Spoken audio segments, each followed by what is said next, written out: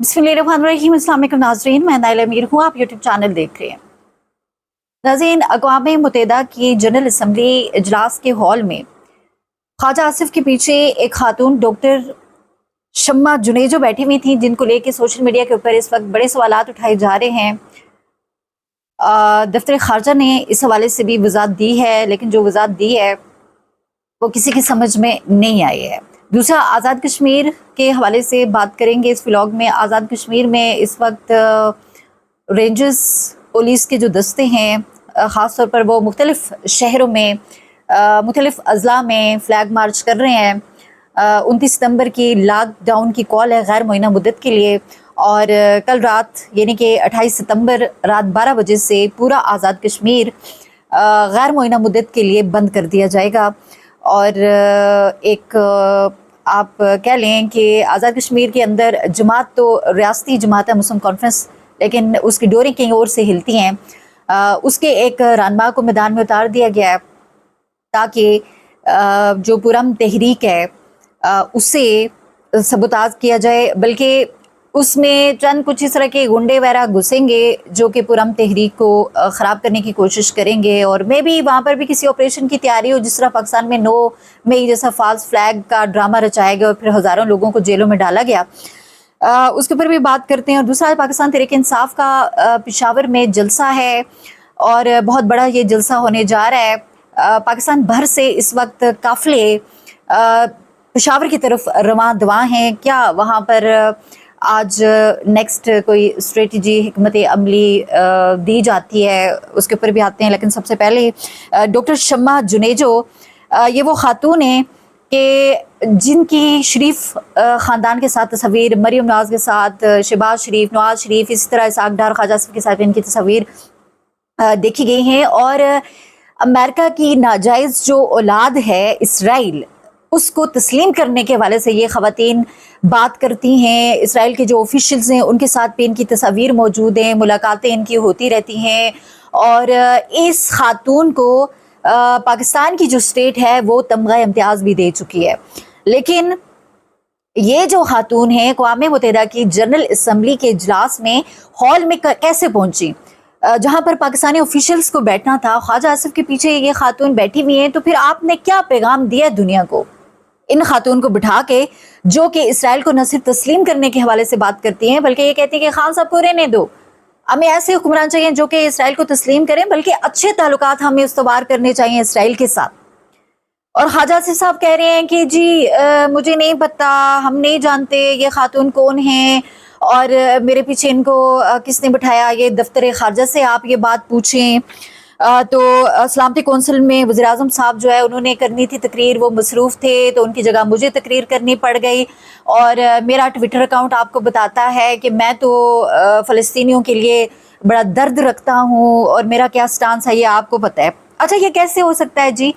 अब जो दफ्तर खारजा का बयान आया, दफ्तर खारजा क्या कह रहा है कि भाई कोई हमने हमारे जो डिप्टी प्राइम मिनिस्टर हैं या हमारा जो दफ्तर खारजा, हमारा जो ऑफिस है, उसने इस हवाले से अप्रूवल नहीं दी है।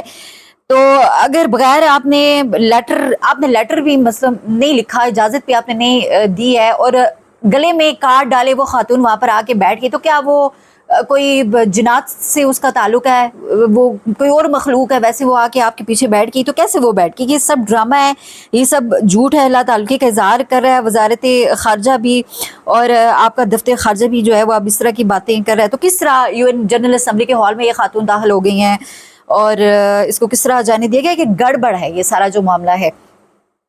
पाकिस्तानी कौम जो है उसको समझ आ रही है कि भाई एक तरफ शरीफ ख़ानदान के साथ आपकी तस्वीर, दूसरा आप इसराइल को खुल्लम खुला तस्लीम करने के हवाले से, ताल्लुकात बनाने के हवाले से आप बात कर रही हैं। बार बार आप इसके ऊपर जो है मुकम्मल आप कैंपेन कर रही हैं कि अरसे से, और आप नज़र आती हैं इसराइल ऑफिशियल्स के साथ भी। और फिर आप अक़वाम मुत्तहिदा की जनरल असम्बली में हॉल में पहुँच जाती हैं जहाँ पर पाकिस्तानी ऑफिशियल्स को होना चाहिए था, डेलीगेशन पाकिस्तानी ऑफिशियल्स को होना चाहिए था। और दफ्तर खारजा भी झूठ बोल रहा है, गलत बयानी कर रहा है कि भाई हमने इजाज़त नहीं दी, हमें पता नहीं है, ये खातून कहाँ से आके बैठ गई। तो पाकिस्तानियों समझ जाओ कि आपका मुल्क किस तरफ जा रहा है। ये जो बंद कमरों में 1.5 घंटे की मुलाकातें ट्रंप के साथ हो रही हैं اور نہ میڈیا کے ساتھ انٹریکشن ہوتا ہے، نہ کوئی کہانی سامنے آتی ہے، نہ کشمیر کے اوپر بات ہوتی ہے، تو پھر آپ دیکھ لیں کہ ابراہیم اکارڈ کا حصہ بننے جا رہا ہے پاکستان یقیناً، اور یہ چیزیں پھر اسی طرف جائیں گی۔ عمران خان صاحب کو جیل میں رکھنے کا جو سب سے بڑا مقصد ہے وہ یہ ہے، اگر وہ باہر ہوتے تو فلسطینیوں کے ساتھ یہ سب نہ ہوتا۔ اور جس طرح سے انہوں نے اقوام متحدہ کی جنرل اسمبلی میں کشمیر کو لے کے بات کی تھی، سفیر کشمیر کی حیثیت سے وہ کوئی بھی نہیں کر سکا، اس تقریر کو بھی بڑا مس کیا جاتا ہے۔ اور اوپر سے آپ یہ دیکھیے کہ بھئی شہباز شریف صاحب کا جو خطاب تھا اس میں انہوں نے کتنا بڑا بلنڈر، اسے کیا کہیں، کتنی بڑی انہوں نے کوتاہی کی ہے، ظلم کیا ہے۔ دیکھیں نا، جب آپ فارم 47 کے اوپر سلیکٹ نہیں بلکہ سلیکٹ ہو کر جب آپ جاتے ہیں، آپ الیکٹ ہو کر نہیں جاتے، تو پھر اس وقت یہی ہوتا ہے جب آپ چوری کا ایک حلف لیتے ہیں، جھوٹا آپ حلف لیتے ہیں اللہ کو حاضر ناظر کر کے، 25 کروڑ عوام کا مینڈیٹ چرا کے، تو تقریر آپ کی جو ہے وہ پھر کسی کام نہیں آتی، اور وہ پھر الفاظ ہی ہیں جو آپ ادا کر کے پھینک کے آپ آ جاتے ہیں، ان کا کوئی اثر نہیں ہوتا، نہ کہ اس کو کسی جگہ پہ اپریشیٹ کیا جاتا ہے۔ بلکہ انہوں نے کیا کیا کہ انہوں نے قرآن پاک کی ایک آیت وہاں پر پڑھی۔ اگر آپ کو صحیح طرح سے نہیں قرآن پاک کے الفاظ ادا کرنے آتے تو آپ رہنے دیں۔ انہوں نے لفظ تھا متقون کا، ٹھیک ہے؟ اب دیکھیں متقی کس کو کہتے ہیں؟ پرہیزگار، جو شخص، جو انسان پرہیزگار ہوتا ہے اسے کہتے ہیں۔ تو انہوں نے اس کو منفقون پڑھ دیا۔ اب دیکھیں یہ تو واضح ہے کہ جو کوئی بھی بندہ منافق ہوتا ہے، جھوٹ بولتا ہے، اس کے منہ سے قرآن کا لفظ صحیح طرح سے نہیں ادا ہو سکتا، تو وہ خود بخود لفظ جو ہے ان کے منہ سے نکل گیا منافقین کے لیے۔ متقون کو انہوں نے منافقون پڑھ دیا۔ بھائی اب آپ نے خود ہی آپ منافقت کر رہے ہیں تو کیسے آپ ٹھیک سے، اگر اس کی جگہ عمران خان صاحب ہوتے تو ابھی تو پتہ نہیں کتنے فتوے لگ چکے ہوتے، کیا کیا ہو جانا تھا۔ لیکن بہرحال یہ وزیر اعظم پاکستان ہے، ان کو کوئی کچھ نہیں کہہ سکتا۔ اچھا ناظرین، آزاد کشمیر کی بات کر لیتے ہیں۔ آزاد کشمیر میں 29 ستمبر کی جو غیر معینہ مدت کے لیے لاک ڈاؤن کی جو کال ہے وہ کل رات سے شروع ہو رہی ہے، اور مختلف علاقوں میں اس وقت شہروں میں، باغ میں کچھ دیر پہلے راولہ کوٹ جو ڈسٹرکٹ ہے وہاں پہ ہم نے دیکھا کہ پولیس جو ہے وہ فلیگ مارچ کر رہی ہے، اور عوام کو ڈرانے کی کوشش ہے، خوف و خراش پیدا کرنے کی۔ دوسری طرف عوام بھی ابھی سے سڑکوں پر ہے، موٹر سائیکلوں کے اوپر لوگ ریلیاں نکال رہے ہیں، عوام پولیس کی جگہ پہ آمنے سامنے نظر آ رہی ہے۔ اطلاعات یہ ہیں کہ 29 ستمبر سے پہلے ہی جو ہے وہ مے بی 28 کی رات تک ایکشن کمیٹی کے جو اہم رہنمائے انہیں گرفتار کر لیا جائے گا، یا ان کو ہاؤس اریسٹ بھی کیا جا سکتا ہے۔ پھر جو لوگ مزاحمت کرنے کے لیے نکلتے ہیں، میسیو لیول پہ موبلائزیشن ہوئی ہے پوری آزاد کشمیر کے عوام میں۔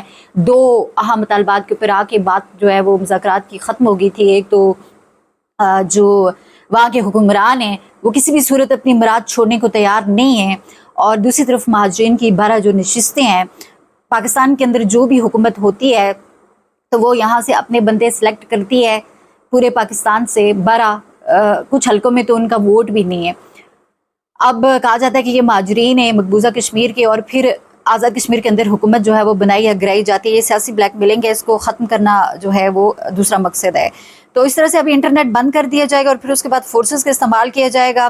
بریڈ فورڈ میں، لندن میں پاکستانی کونسل کے سامنے اوورسیز پاکستانیوں نے احتجاج کا اعلان کیا ہے۔ اسی طرح کینیڈا میں شاندار ایک ریلی نکالی گئی اور بھرپور احتجاج کیا گیا۔ اچھا جی، یہ بلوچستان، خیبر پختونخوا یا پنجاب نہیں ہے۔ اگر اس طرح ہوتا ہے، دیکھیں یہاں کے لوگ آپس میں کنیکٹڈ ہیں، جڑے ہوئے ہیں، مذاکراتی حل ہے، لوگ پیچھے نہیں ہٹیں گے۔ اگر لوگوں کو آپ کچلیں گے تو پھر اس کے بعد فورسز کا استعمال اگر آپ کرتے ہیں، 1932 اور 1832، 1932 اور 47 کی جو تاریخ ہے وہ آپ کو یاد ہونی چاہیے۔ اور فوج میں بھی آپ کو پتہ ہے کہ لازوال قربانیاں کشمیری اس وقت دے رہے ہیں، بڑے بہادر اور غیرت مند لوگ ہیں۔